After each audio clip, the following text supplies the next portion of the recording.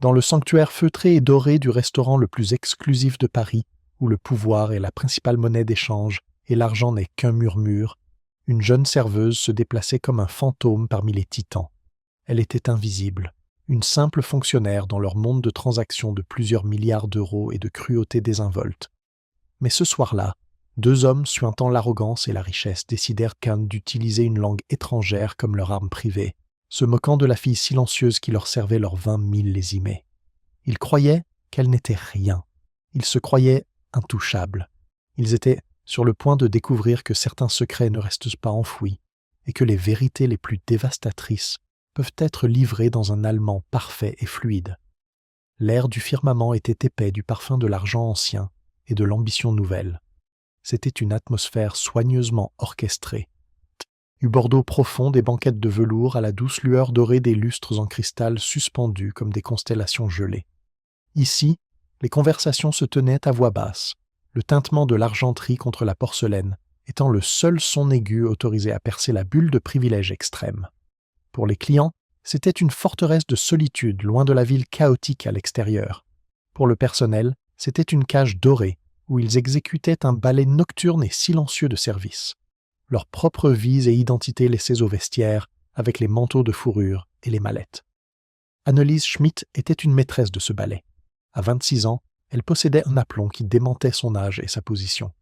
Ses mouvements étaient économiques et gracieux, alors qu'elle naviguait dans les canaux étroits entre les tables, le dos droit, son expression un masque serein de neutralité professionnelle. Elle pouvait décanter un chat, Margot de 1982 sans en renverser une goutte, décrire le profil de saveur des coquilles Saint-Jacques poêlées à la mousse de truffe, en 3 langues différentes si nécessaire, et anticiper le besoin d'un convive pour une recharge d'eau avant même qu'il en soit consciemment conscient. Pour la clientèle du firmament, elle était simplement la serveuse, un élément agréable, efficace et totalement oubliable du décor. Personne ne voyait les ombres derrière ses yeux gris et calmes. Personne ne savait que les mains, qui débarrassaient si adroitement leurs assiettes, avaient autrefois tenu une bourse pour l'université de Heidelberg, l'une des institutions les plus prestigieuses d'Allemagne. Personne ne pouvait deviner que son esprit, actuellement occupé à mémoriser les spéciaux du soir, avait autrefois lutté avec des théories macroéconomiques complexes et disséqué des rapports financiers denses avec une acuité qui avait conduit ses professeurs à la considérer comme un prodige. Cette vie semblait un rêve appartenant à quelqu'un d'autre. Elle s'était brisée il y a 3 ans, le jour où son père, un biochimiste brillant mais confiant nommé Dr Alain Schmidt, l'avait appelé en larmes. Sa petite entreprise innovante, Schmidt Biosolutions, une société construite sur une technologie révolutionnaire de purification de l'eau dans laquelle il avait mis toute son âme, avait été éventrée lors d'une OPA hostile. Les investisseurs, un fonds d'investissement prédateur impitoyable, avaient utilisé des tactiques agressives, exploitant les failles juridiques et fabriquant une crise de confiance qui avait fait chuter la valeur de son entreprise. Il l'avait acheté pour une bouchée de pain, dépouillé ses actifs, vendu les brevets et laissé son père avec rien d'autre que des dettes écrasantes et un cœur brisé. Le choc avait déclenché un accident vasculaire cérébral massif, laissant Alain P. artiellement paralysé et nécessitant des soins constants.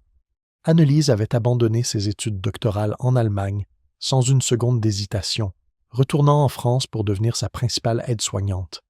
La montagne de factures médicales et les dettes du sabotage de l'entreprise l'avaient forcée à mener une vie qu'elle n'avait jamais imaginée. Le firmament, avec sa clientèle fortunée et ses pourboires généreux, était ce qu'elle pouvait faire de mieux sans un CV récent, ni le temps pour une carrière conventionnelle.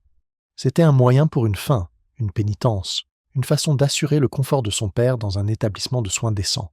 Chaque soir, elle enfermait son passé dans un petit casier dans le vestiaire du personnel, à côté d'une copie usée de la Théorie générale de l'emploi, de l'intérêt et de la monnaie de Keynes. Elle enfilait son uniforme empesé, lissait ses cheveux blonds en un chignon serré et devenait le fantôme du firmament. Ce soir, le fantôme était sur le point d'être vu. Ils arrivèrent à 20 heures précises, entrant dans le restaurant avec une vague invisible de suffisance qui fendait l'air devant eux. L'homme en tête était Armand Delaroche, un nom synonyme de raid d'entreprise et de richesse inimaginable. Il avait la 50aine avancée, une crinière de cheveux argentés, un visage qui semblait taillé dans le granit et des yeux de la couleur d'un ciel d'hiver, froid et calculateur. Il se déplaçait avec la grâce prédatrice d'un requin. Son costume sur mesure, une armure sombre qui criait le pouvoir. Traînant un pas derrière lui se trouvait son associé, un homme plus jeune et plus mince nommé Guillaume Valois. Guillaume avait le regard avide et légèrement anxieux d'un courtisan, désespéré de plaire à son roi. Il riait un peu trop fort au trait d'esprit d'Armand et scrutait chaque pièce comme s'il en évaluait simultanément la valeur, air et le niveau de menace. Le maître d'hôtel, M. Dubois, un homme qui se targuait de son imperturbabilité, semblait se ratatiner en leur présence, son charme habituel remplacé par une déférence obséquieuse.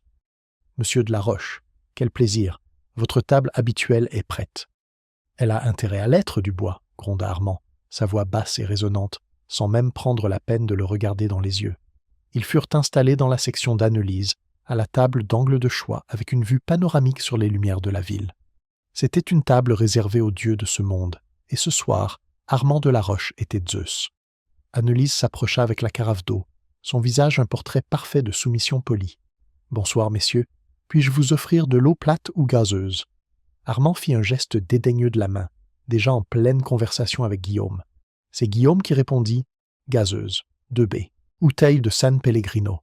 Annelise inclina la tête et se retira. En versant l'eau, elle ne put s'empêcher d'entendre leur conversation, menée en français pour le moment.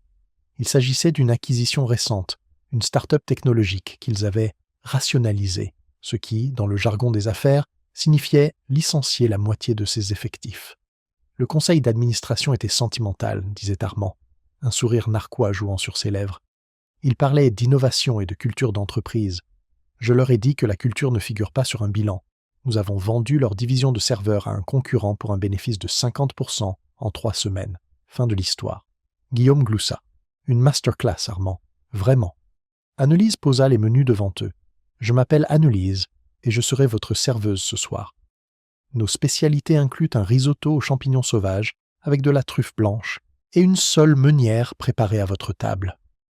Armand de la Roche la regarda enfin. Son regard n'était pas un regard de reconnaissance, mais d'évaluation de la manière dont on inspecterait un meuble. Ses yeux la balayèrent de la tête aux pieds, s'attardant une fraction de seconde de trop, une lueur de quelque chose de froid et de méprisant dans leur profondeur. Il ne lui dit rien, se tournant plutôt vers Guillaume, puis la langue changea. « Si mal, lieber Guillaume », commença Armand en allemand clair et précis, son ton passant à celui d'une conspiration désinvolte. « Regarde là. » Les mains d'Annelise ne tremblèrent pas alors qu'elle posait la corbeille à pain sur la table. Sa posture resta droite comme un piquet. À l'intérieur d'elle, cependant, un interrupteur bascula. Un instinct primal profond pour l'immobilité prit le dessus, le genre qu'une créature de la forêt adopte lorsqu'elle sent un prédateur à proximité. Guillaume, manifestement à l'aise dans la langue, se pencha avec un sourire conspirateur. « Ich weiß, eine hübsche kleine Kellnerin, sicherlich nicht das schärfste Werkzeug im Schuppen. Je sais. Une jolie petite serveuse, certainement pas le couteau le plus affûté du tiroir. » Annelise se redressa, son visage toujours un masque placide. « Puis-je vous proposer, messieurs, un cocktail ou une sélection de notre carte des vins avant votre repas ?»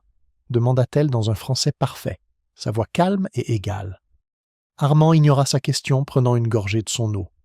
Il regarda par la fenêtre, puis de nouveau vers Guillaume, continuant en allemand comme si elle n'était pas là. Das ist es, was ich an solchen Orten liebe. Der Service ist anonym, man kann über alles reden. Sie sind nur ein Teil des Mobiliars. C'est ce que j'aime dans des endroits comme celui-ci. Le service est anonyme, on peut parler de tout, ils font juste partie du mobilier. Ah, Nélise sentit une lente brûlure commencer dans sa poitrine. C'était un vieux sentiment familier, la piqûre d'être sous-estimé, d'être rendu invisible. Mais c'était différent. C'était plus cru, plus personnel. Elle n'était pas seulement une serveuse, elle était l'objet de leur amusement privé. Elle se tenait près de la table, attendant, une statue silencieuse du service. Elle le devait. Les soins de son père dépendèrent de ce travail, des pourboires d'hommes exactement comme ceux-ci. Elle pouvait l'endurer, elle avait enduré pire. Mais la nuit était jeune, et Armand de la Roche ne faisait que commencer. Il n'avait aucune idée que le mobilier dont il parlait non seulement écoutait, mais comprenait chaque mot venimeux. Et il n'avait aucune idée qu'il était sur le point d'aborder le seul sujet au monde qui pourrait la faire rompre son silence. La prise de commande fut une démonstration de domination désinvolte. Armand de la Roche ne conce. Il tapa le menu, il le commanda. Nous commencerons avec les huîtres Rockefeller et le steak tartare. Ensuite, 2 côtes de bœuf à l'os, saignantes, et apportez le Pétrus 2005. Ne m'embêtez pas avec la dégustation. Décantez-le simplement correctement. Il agita la main, la congédiant à nouveau. Le Pétrus seul était une bouteille de vin à 5000 €. Pour eux, c'était une bagatelle. Anne-Lise alla chercher la bouteille à la cave, ses mains se déplaçant avec une précision exercée. Le poids de la bouteille semblait obscène dans sa prise. Il représentait près de 2 mois de frais de l'établissement de soins de son père. Alors qu'elle présentait la bouteille à Armand pour inspection, il jeta un coup d'œil à l'étiquette et hocha la tête sèchement, avant de se tourner à nouveau vers Guillaume, reprenant leur conversation en allemand. « Also, zurück zu Nordstar » dit Guillaume, sa voix légèrement baissée, mais toujours parfaitement audible, et pour Anne-Lise alors qu'elle commençait le rituel minutieux de décantation du vin. « Alors, revenons à Nordstar. » Le sang d'Anne-Lise se glaça. Nordstar, c'était le nom de projet interne, le nom de code que le fonds d'investissement avait utilisé pour l'acquisition de l'entreprise de son père. Elle l'avait vu sur les quelques documents que l'avocat de son père avait réussi à sauver de l'épave. Un nom qui était gravé dans sa mémoire, une marque de pur poison. Son cœur commença à marteler contre ses côtes, un battement de tambour frénétique sous son extérieur calme. Elle garda les yeux baissés, concentrée sur le flux régulier de vin rouge rubis se déversant dans la carafe en cristal. Sa respiration était mesurée. Elle ne pouvait pas réagir. Elle ne le ferait pas. Nordstar war eine wunderschöne Sache, songeait Armand, une nostalgie cruelle dans la voix. Il fit tourner le vin que Guillaume lui avait versé, en inhalant son arôme. Der alte Narr Schmidt hat uns alles geglaubt. Nordstar était une chose magnifique. Le vieil imbécile de Schmidt, il a cru tout ce qu'on lui a dit. Anne-Lise tressaillit. L'insulte était si directe, si personnelle. C'était comme un coup physique. Le vieil imbécile. Il parlait de son père brillant, doux, confiant. L'homme qui lui lisait de la poésie le soir et lui apprenait à identifier les constellations. L'homme dont l'œuvre de toute une vie était maintenant moquée autour d'une bouteille de vin à 5000 € par le monstre même qui l'avait détruit. Guillaume rit, un son laid, servile et nauséabond. Il parlait toujours d'obligations éthiques et du bien de l'humanité, comme si cela payait les factures. « Exactement, » affirma Armand, se penchant en arrière dans son fauteuil. « Nous avons créé le récit. » Quelques chuchotements aux bons journalistes sur des problèmes de trésorerie. Un rapport interne fabriqué et divulgué à essai. Et principaux investisseurs suggérant que la technologie de purification était instable. Du alarmisme classique. Au moment où nous avons fait notre offre, ils étaient si paniqués qu'ils nous ont pratiquement payés pour leur enlever l'entreprise des mains. Le restaurant, le cliquetis des assiettes, le doux murmure des autres conversations, tout s'estompa. Anne-Lise était piégée dans une bulle horrifiante avec ces 2 hommes, forcée d'écouter un récit en direct de la ruine de sa famille. Elle pouvait tout imaginer, son père faisant les 100 pas dans son bureau, son visage marqué par l'inquiétude, alors que les appels arrivaient, sa confiance en ses partenaires s'érodant, son rêve se transformant en cauchemar. Ces hommes n'avaient pas seulement acheté une entreprise, ils avaient orchestré l'effondrement d'un homme. Le meilleur, ajouta Guillaume, les yeux brillants d'admiration, a été d'utiliser son propre chef de R&D contre lui. Comment s'appelait-il déjà ? Perrotin. Perrotin, confirma Armand avec un sourire narquois. Nous lui avons promis un siège au conseil d'administration de la nouvelle société écran. Tout ce qu'il avait à faire était de truquer les données des tests de viabilité à long terme. L'idiot a signé une déclaration sous serment affirmant que la technologie avait un défaut critique qui apparaîtrait après 5 ans. C'était un mensonge complet, bien sûr, mais c'était le clou dans le cercueil. La crédibilité de Schmidt était anéantie. Anne-Lise se souvenait du docteur Perrotin, un homme que son père avait encadré pendant une décennie, traité comme un fils. La trahison l'avait blessée plus que la perte financière. Elle finit de décanter le vin, ses mouvements robotiques. Elle versa une petite quantité dans le verre d'Armand, puis dans celui de Guillaume, son visage un masque de pierre professionnel et indéchiffrable. Mais à l'intérieur, une rage glaciale. Yal se formait, solidifiant le chagrin et l'impuissance qu'elle avait ressentis pendant 3 longues années en quelque chose de dur et de tranchant. Ils avaient dépassé les entrées et attendaient maintenant leur steak, le vin coulant à flot. Armand devenait plus expansif, plus arrogant à chaque gorgée. Il fit un geste vers Anne-Lise avec son verre alors qu'elle remplissait son eau.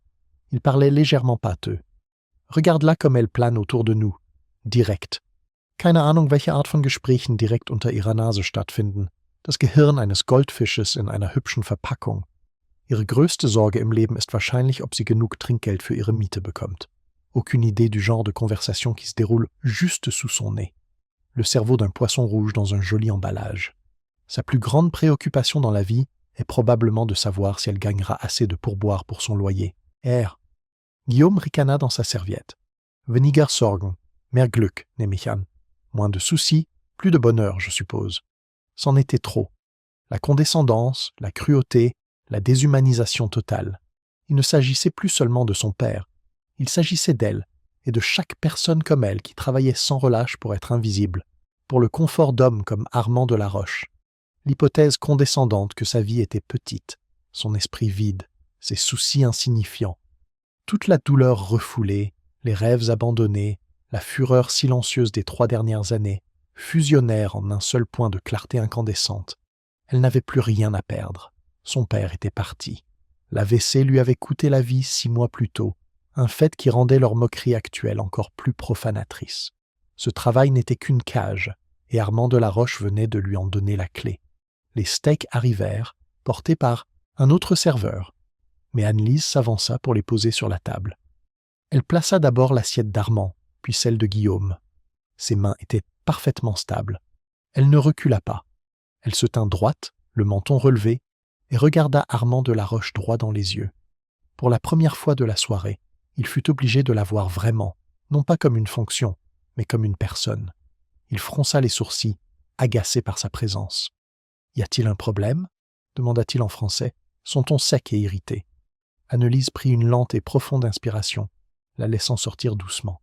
Elle sentit un calme étrange et terrifiant s'installer en elle. C'était le calme d'un capitaine sur le point de s'aborder son propre navire pour couler le vaisseau amiral ennemi avec lui. Elle soutint son regard froid et le maintint. Puis, dans un allemand académique impeccable, teinté du léger accent éduqué de la région de Heidelberg, sa voix basse mais portant l'autorité froide et claire d'un juge, elle parla. « Et gibt in der Tat ein Problem, Herr de la Roche. Il y a en effet un problème, monsieur de la Roche. » L'effet fut instantané et absolu. Armand de la Roche se figea en plein mouvement, sa fourchette planant au-dessus de son steak parfaitement cuit. La confiance suffisante, rougie par le vin, se vida de son visage, remplacé par une vague de choc pur et sans mélange. Sa mâchoire tomba. Ses yeux bleus et froids, qui n'avaient contenu que de l'arrogance méprisante toute la soirée, s'écarquillèrent maintenant de stupéfaction. On aurait dit que la statue de marbre dans le coin venait de se pencher pour lui demander l'heure. Guillaume Valois s'étouffa avec son vin. Il crachota, toussant dans sa serviette, son visage devenant rouge et tacheté. Il regarda Anne-Lise, puis Armand, puis de nouveau Anne-Lise, son esprit visiblement incapable de comprendre ce qui se passait. Thé. Le silence à leur table devint soudain un vide, aspirant les sons ambiants du restaurant. Anne-Lise ne fléchit pas. Elle maintint le regard d'Armand, ses propres yeux comme des éclats de silex gris. Elle avait toute son attention, sans partage. Pour la première fois, il la voyait vraiment, et il était terrifié. Elle continua dans le même allemand calme et létal. Zuerst möchte ich einen kleinen grammatikalischen Punkt korrigieren. Man sagt nicht das Gehirn eines Goldfisches. Der Genitiv von Goldfisch ist des Goldfisches. Wenn Sie jemanden in einer Sprache beleidigen wollen, von der Sie glauben, dass sie überlegen macht, sollten Sie zumindest die Grundlagen beherrschen. D'abord, j'aimerais corriger un petit point de grammaire. On ne dit pas le cerveau d'un poisson rouge. Le génitif de goldfish est des goldfish.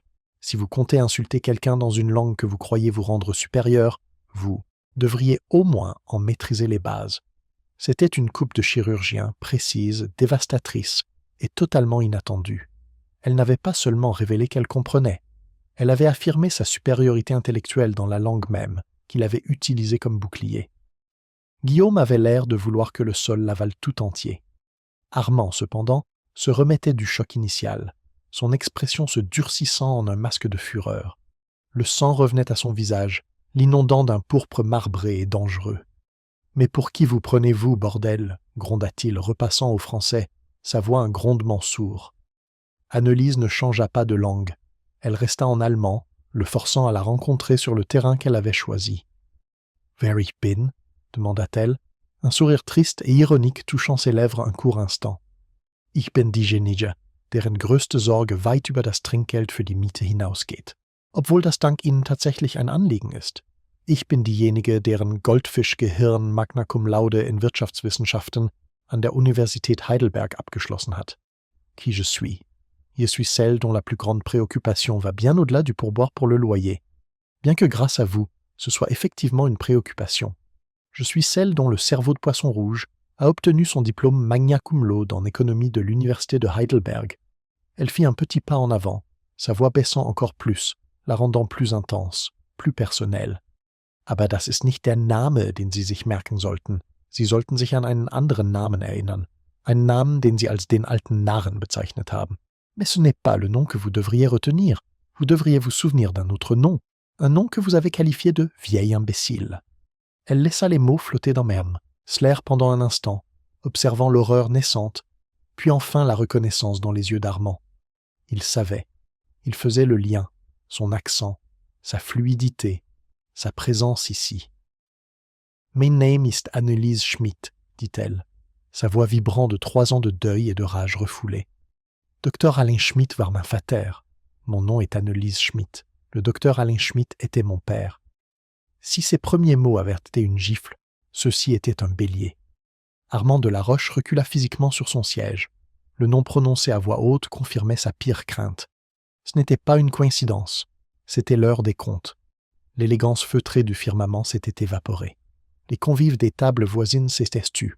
Leurs fourchettes étaient suspendues, leurs têtes tournées. Ils ne comprenaient peut-être pas l'allemand, mais ils comprenaient le langage universel de la confrontation. Ils voyaient le puissant milliardaire se écroqueviller sur son siège et la serveuse silencieuse se tenir au-dessus de lui comme un ange vengeur. Anneliese n'avait pas fini. Le barrage avait cédé et les mots se déversaient, non pas dans un torrent de colère, mais dans un réquisitoire contrôlé et d'une précision glaçante. Elle continua en allemand, ses yeux rivés sur lui. « Sie sprachen von North Star. Ich habe jedes Wort gehört. Wie Sie die Lügen über die Instabilität der Technologie verbreitet haben. Wie Sie Dr. Perrotin, den Mann, den mein Vater wie einen Sohn behandelt hat, dazu gebracht haben, seine Forschung zu verraten. Wie Sie damit geprahlt haben, ihn mit einem wertlosen Vorstandssitz in einer Briefkastenfirma zu bestechen. Sie haben nicht nur seine Firma gestohlen, Herr de la Roche. Sie haben seinen Geist gebrochen.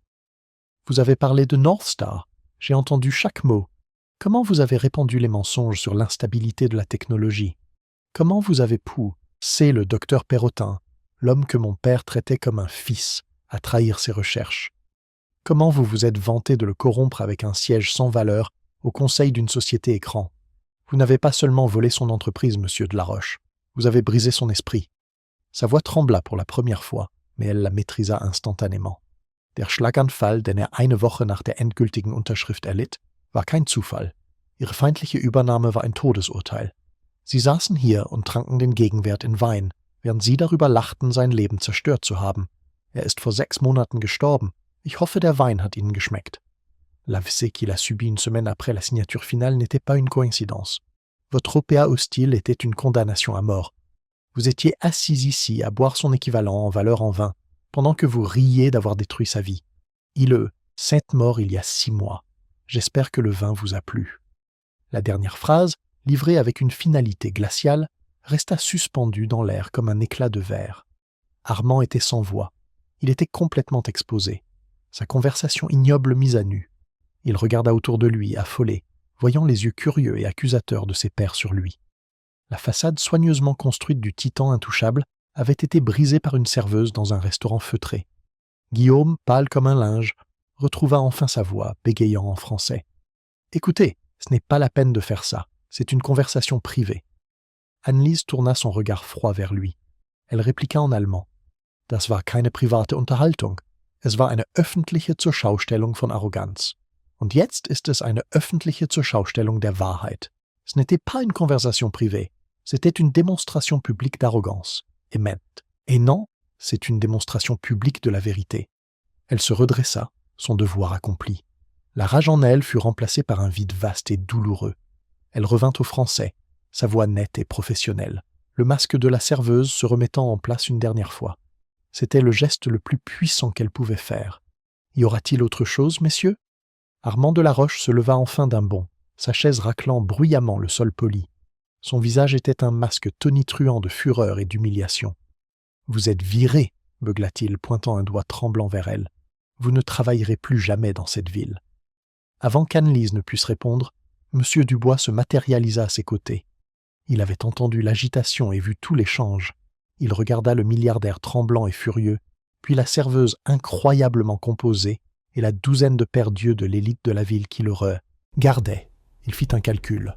« Monsieur de la Roche, dit Dubois, sa voix ferme, son accent français épais d'autorité. Mademoiselle Schmitt est mon employée, pas la vôtre.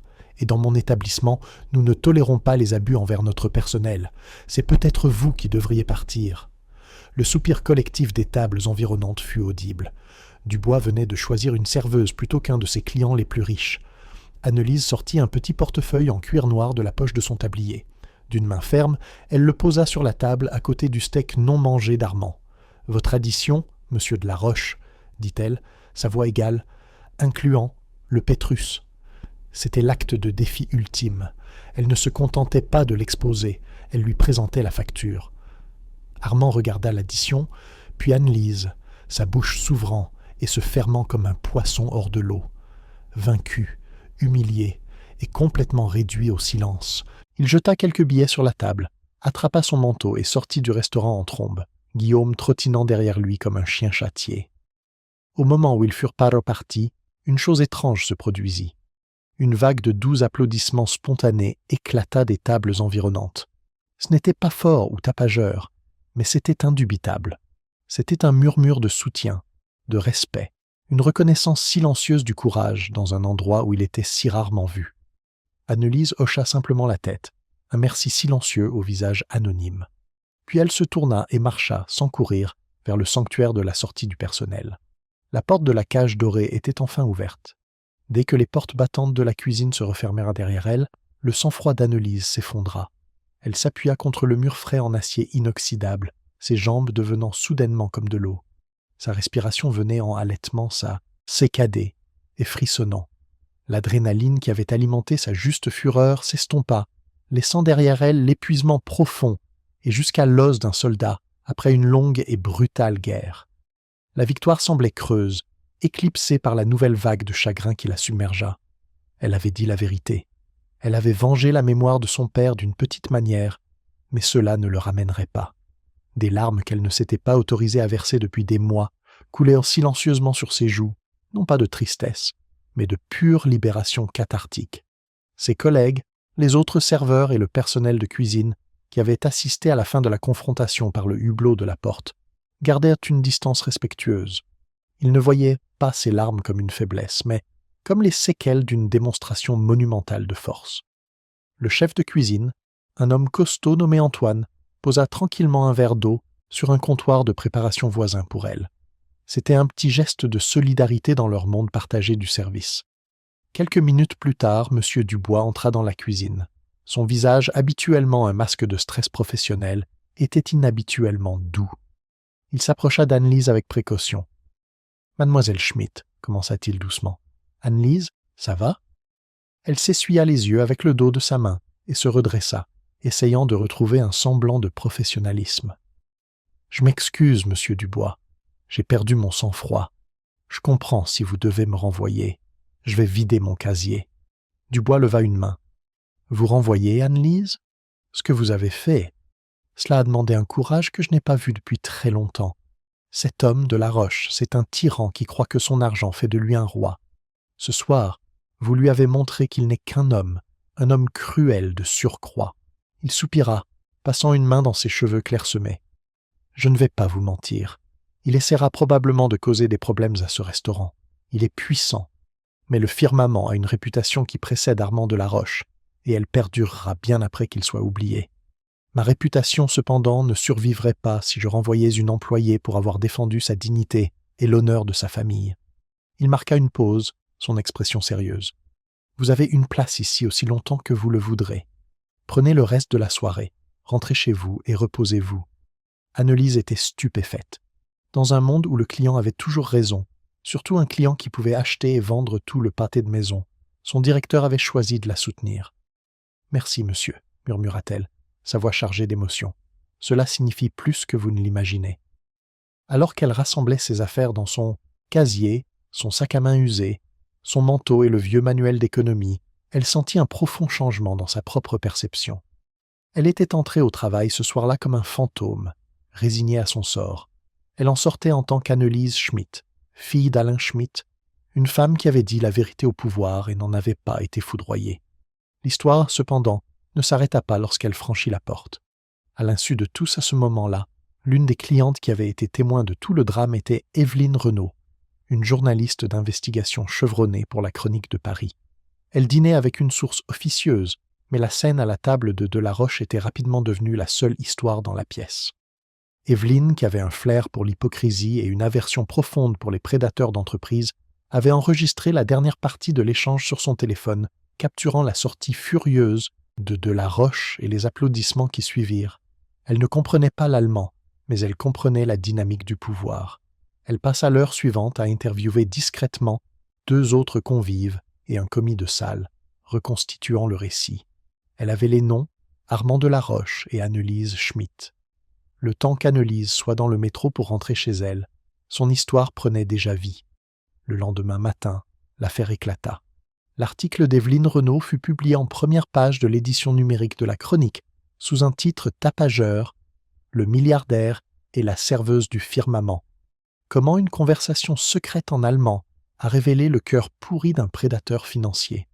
L'article était un chef-d'œuvre de journalisme narratif. Il détaillait la scène au restaurant avec un flair cinématographique, contrastait l'immense richesse de Delaroche avec la digne quiétude d'Annelise. Et surtout, Évelyne avait fait ses devoirs pendant la nuit. Elle avait fait des recherches croisées sur Nordstar et Schmidt et découvert les détails de base de l'OPA hostile de Schmidt Biosolutions. Elle brossait un tableau dévastateur d'un scientifique brillant, ruiné par un prédateur sans cœur. L'histoire d'Annelise, la prodige forcée de devenir serveuse pour s'occuper de son père mourant, était le cœur émotionnel qui fit exploser l'histoire. À 9h du matin, serveuse du firmament était en tendance sur les réseaux sociaux. L'histoire était partout. C'était le conte parfait de David contre Goliath pour l'ère numérique. Les gens la partageaient avec des commentaires furieux sur la cupidité des entreprises et des éloges sincères pour la bravoure d'Annelise. Quelqu'un déterra ses dossiers académiques de Heidelberg confirmant son histoire. Une photo de son père, le docteur Alain Schmidt, acceptant un prix pour l'innovation, commença à circuler. Les retombées pour Armand Delaroche furent immédiates et catastrophiques. Le cours de l'action de sa société phare, Capitaux Delaroche, commença à chuter dès l'ouverture du marché.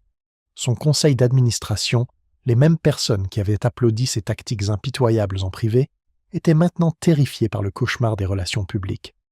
L'histoire ne portait plus seulement sur son comportement odieux dans un restaurant.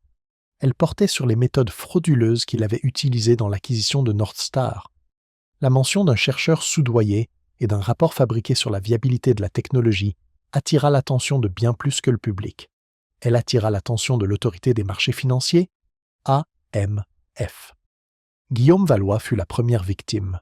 Il fut renvoyé avant midi. Un agneau sacrificiel offert dans une tentative désespérée de contenir les dégâts.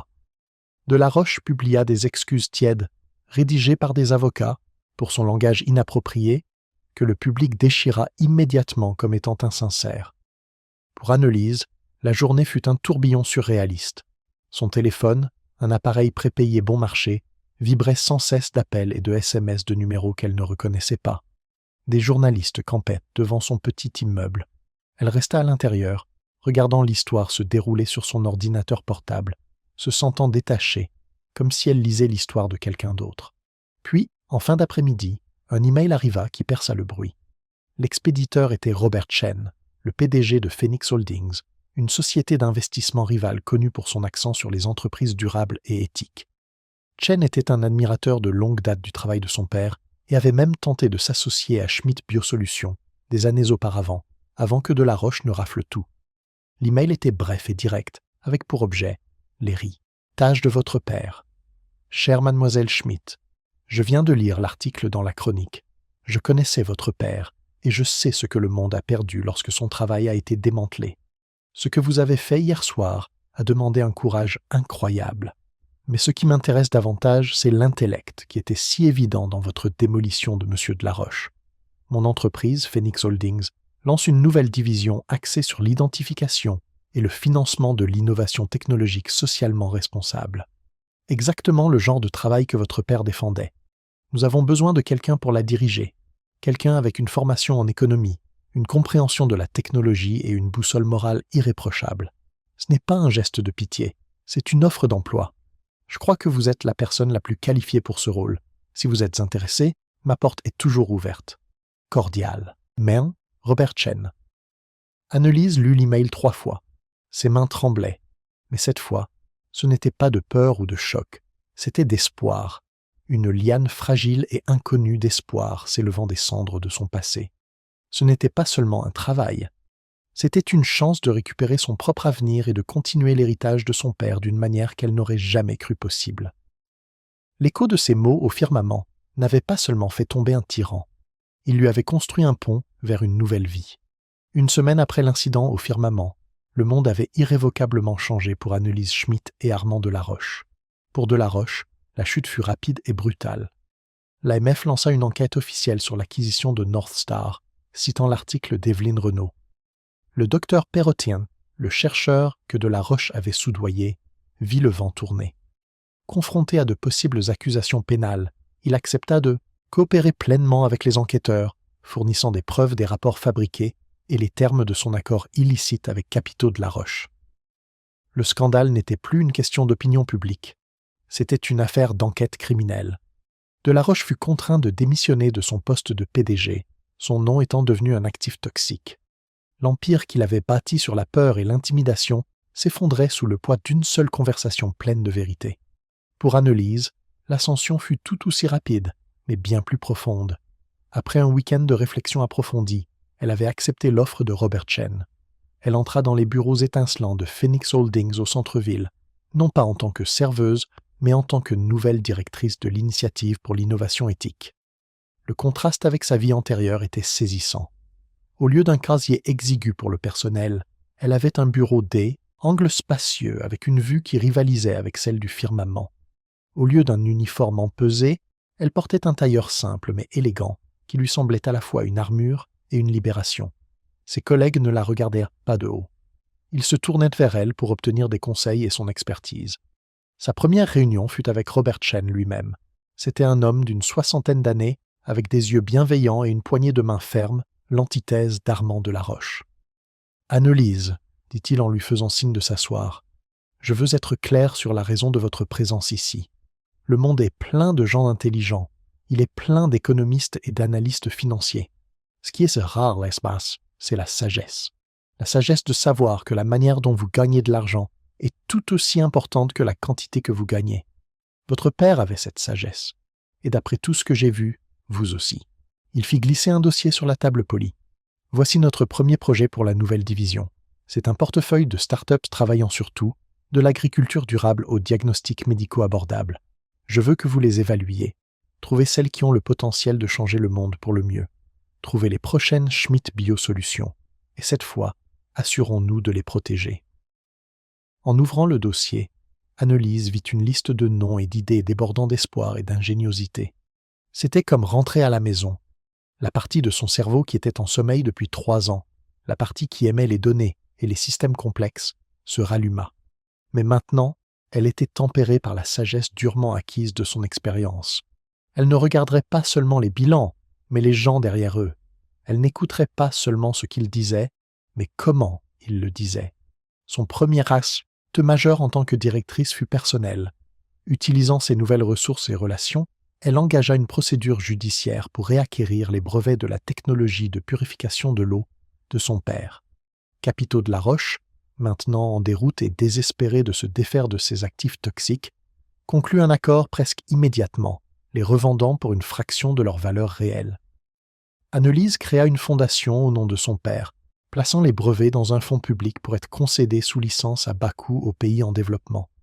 L'œuvre de la vie de son père servirait enfin le bien de l'humanité, comme il l'avait toujours voulu. Un soir, environ 1 mois après le début de son nouveau rôle, Annelise se retrouva à travailler tard. En préparant sa mallette, elle regarda par la fenêtre de son bureau la vaste tapisserie de lumière de la ville.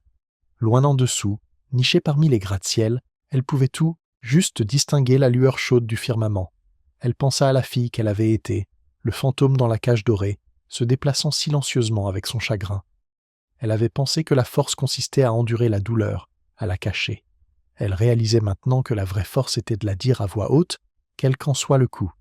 Elle n'avait pas cherché la vengeance. La vengeance était un feu qui consume tout. Ce qu'elle avait obtenu était quelque chose de plus durable, la justice. Et des cendres de cette confrontation, quelque chose de nouveau et de beau naissait. L'héritage de son père était en sécurité. Son propre avenir, autrefois un paysage sombre d'obligations, était maintenant un horizon de possibilités illimitées. Elle éteignit la lumière de son bureau, laissant la ville à son scintillement nocturne. Elle n'était plus une serveuse, au service des puissants. Elle était l'une d'entre eux maintenant, mais selon ses propres termes, guidée par un ensemble de valeurs différents. Anneliese Schmidt était enfin libre, non seulement de son passé, mais libre de construire un avenir meilleur. Le fantôme du firmament avait trouvé sa voie, et c'était une voie qui aiderait désormais à façonner le monde. 6 mois passèrent. Le froid de l'automne céda la place au gel profond de l'hiver, et avec le changement des saisons, le paysage de la vie d'Anneliese se transforma complètement. Elle n'était plus définie par le traumatisme de son passé, mais par la promesse de l'avenir qu'elle construisait activement. Chez Phoenix Holdings, elle n'était pas seulement une employée. Elle était une force. Elle se déplaçait avec une confiance tranquille et méritée. Son intelligence n'était plus une arme cachée, mais un outil qu'elle utilisait quotidiennement pour construire, pour nourrir et pour autonomiser. Son premier grand succès fut le financement de Vidian Dynamics, une petite start, fondée par 2 ingénieurs brillants, mais sous-financés, qui avaient développé un polymère biodégradable pour remplacer les plastiques à usage unique. Anneliese avait vu au-delà de leur présentation chancelante et au cœur de leur science, reconnaissant la même étincelle de potentiel de changement du monde que son père avait possédé. Elle défendit leur cause au sein de Phoenix, structurant un accord qui leur donnait le capital dont ils avaient besoin, sans sacrifier leur mission. Le projet fut un succès retentissant, suscitant les éloges des groupes environnementaux et positionnant Phoenix Holdings à l'avant-garde de la révolution des technologies vertes. Robert Chen avait pris l'habitude de l'appeler « l'architecte », car elle ne se contentait pas de trouver l'innovation, elle construisait les cadres pour qu'elle prospère. Les nouvelles concernant Armand Delaroche devinrent un bruit de fond, un écho lointain d'une bataille gagnée depuis longtemps. Il était embourbé dans des procédures judiciaires, sa fortune s'évanouissant en frais d'avocat et en amendes de l'AMF. Son nom était devenu une blague dans les cercles financiers, une fable sur l'orgueil démesuré. Anneliese ne ressentait aucune satisfaction de sa chute, seulement un sentiment détaché d'une équation enfin équilibrée. Son objectif était de construire, pas de détruire. Un mardi après-midi vif, un email atterrit dans sa boîte de réception, perçant le calme de sa nouvelle réalité. Le nom de l'expéditeur était Guillaume Valois. Anneliese fixa le nom, une douleur fantôme de mémoire refaisant surface. Elle se souvint de son rire servile, de son visage pâle et paniqué dans le restaurant. Elle faillit supprimer l'email, mais un sentiment de curiosité non résolue retint sa main. Elle l'ouvrit. Le message était court, dépouillé du jargon d'entreprise qu'il débitait autrefois. « Mademoiselle Schmidt, je sais que vous n'avez aucune raison de lire ceci, et encore moins d'y répondre. Je n'écris pas pour demander pardon, car je sais que je n'y ai aucun droit. J'écris pour vous demander 5 minutes de votre temps. Il y a des choses que je sens que je dois vous dire en personne, non pas comme une excuse, mais comme une explication. Je serai au café au coin de votre immeuble, le Grain quotidien, demain à 13h. Si vous ne venez pas, je comprendrai parfaitement et ne vous dérangerai plus. Cordialement, Guillaume Valois. » Son premier instinct fut de refuser. Pourquoi remuer la nuit la plus laide de sa vie? Mais en y réfléchissant, elle réalisa que cela ne le concernait pas lui. Cela la concernait elle. Il s'agissait de clore le dernier chapitre, de comprendre l'anatomie complète du système qui avait victimisé sa famille. Elle avait besoin de voir ce qu'il advenait des hommes, qui n'étaient pas des titans, mais simplement les hommes qui les soutenaient. Lendemain, elle entra dans le Grain quotidien. Guillaume était assis à une petite table au fond, et il était presque méconnaissable. Le costume élégant avait disparu, remplacé par un pull usé. Son visage était émacié, ses yeux cernés d'une lassitude qui allait au-delà de la simple fatigue. Il ressemblait à un homme qui avait été vidé de sa substance. Il tressaillit en la voyant, puis se leva maladroitement. « Mademoiselle Schmidt, Anneliese, merci d'être venue. J'ai 5 minutes, monsieur Valois, dit-elle, son ton neutre alors qu'elle restait debout. Il hocha la tête, désignant la chaise vide. S'il vous plaît. Elle s'assit, sa posture droite, ses mains jointes sur la table. Je ne sais pas par où commencer, commença-t-il, sa voix rauque. J'ai tout perdu après cette nuit. Mon travail, ma réputation, ma fiancée m'a quitté. Je méritais tout cela. Pendant des mois, j'étais juste en colère contre Delaroche, contre la journaliste. Chasse même contre vous. Mais c'était la solution de facilité du lâche. Il baissa les yeux sur ses mains. La vérité, c'est que je savais ce qu'était Delaroche. Je savais que l'affaire North Star était pourrie. J'ai vu comment il opérait, comment il appréciait la cruauté.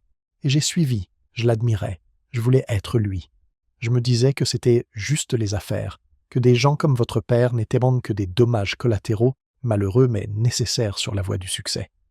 Il leva enfin les yeux, et Annelise vit des larmes monter dans ses yeux. Ce que je veux dire, c'est « Je suis désolé. Je suis désolé pour ma part dans ce qui est arrivé à votre père. Je suis désolé pour ce que j'ai dit, ce que j'ai pensé et ce que je n'ai pas fait. J'étais une goule me nourrissant des restes à la table d'un monstre, et j'avais besoin de vous le dire en face. » Annelise écouta, son expression indéchiffrable. Elle s'était attendue à des excuses, des supplications, une tentative désespérée de manipulation. Elle ne s'était pas attendue à cette confession brute et pathétique. Elle vit en lui non pas un méchant, mais un échec de caractère profond et tragique. « Pourquoi me dire cela maintenant ?» demanda-t-elle calmement. « Parce que je dois tout recommencer, » dit-il. « Et je ne peux rien construire de nouveau sur des fondations de mensonges. Je travaille comme manutentionnaire dans un entrepôt à Saint-Denis. C'est un travail honnête, c'est calme, ça me donne beaucoup de temps pour réfléchir, et j'ai réalisé que la seule personne que je trompais vraiment à l'époque, c'était moi-même. » Annelise resta silencieuse un long moment. Elle pouvait le détruire avec quelques mots froids. Elle pouvait s'en aller et le laisser dans son apitoiement. Mais c'était la manière de Delaroche. Ce n'était pas la sienne. La rédemption, ce n'est pas obtenir le pardon de eux à qui vous avez fait du tort, monsieur Valois, dit-elle, sa voix plus douce maintenant, mais non moins ferme. C'est une dette que vous payez à vous-même. On ne répare pas le passé en s'excusant. On l'expie par ce que l'on fait ensuite. Trouvez un moyen de faire le bien. Ça n'a pas besoin d'être grandiose. Soyez simplement un homme meilleur que vous ne l'étiez. C'est la seule excuse qui comptera jamais. Elle se leva. Je vous souhaite de trouver la paix, monsieur Valois. Sur ce, elle se tourna et sortit, lui laissant son dernier cadeau inattendu, une feuille de route, non pas vers son pardon, mais vers son propre salut. Ce soir-là, Annelise fit une réservation. Elle entra au Firmament, non pas par l'entrée du personnel, mais par les grandes portes d'entrée. Elle fut accueillie non pas avec l'attente du service, mais avec la révérence accordée à une légende. Monsieur Dubois lui-même s'avança, son visage s'illuminant d'un lard, sourire sincère. « Annelise, c'est un honneur de vous revoir. »« L'honneur est pour moi, Jean-Pierre, » dit-elle, utilisant son prénom pour la première fois. « Une table pour une, s'il vous plaît. » Il n'hésita pas. Il la conduisit personnellement à travers le tapis moelleux, dépassant les yeux curieux de la nouvelle vague de clients, et l'installa à la table d'angle de choix, sa table. Assise là, regardant les mêmes lumières de la ville, elle sentit les derniers vestiges du fantôme qu'elle avait été s'évanouir. Elle était désormais l'architecte de son propre monde. Elle commanda un repas simple et élégant et un verre de Sancerre. Elle mangea lentement, savourant chaque bouchée, non pas comme une ancienne serveuse émerveillée, mais comme une femme qui connaissait sa propre valeur. Son repas était une célébration silencieuse de son parcours. C'était un hommage à son père, une réappropriation d'un espace qui avait autrefois été le thé, âtre de sa plus profonde humiliation, et un toast à l'avenir sans limite. Quand l'addition arriva, elle la paya, laissant un pourboire généreux à la jeune serveuse qui l'avait servie, une fille aux yeux brillants et pleins d'espoir, qui rappelait un peu Annelise à elle-même. Alors qu'elle sortait dans la nuit parisienne fraîche, le bruit de la ville semblait différent, non plus une cacophonie oppressante, mais une symphonie de possibilités. Chaque lumière dans chaque fenêtre était une histoire, une lutte, un rêve. Elle avait été une note silencieuse dans cette symphonie, mais maintenant elle sentait qu'elle en était l'une des compositrices. Elle avait appris que la justice n'était pas un grand acte unique, mais une série de choix.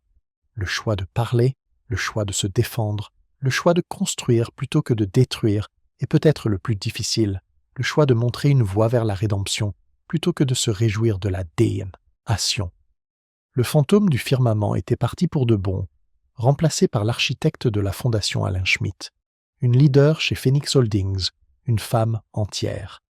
Et alors qu'elle marchait le long de la Seine, les lumières se reflétant sur l'eau sombre, Anneliese Schmidt sourit. L'avenir n'était pas écrit, et pour la première fois depuis longtemps, elle tenait la plume.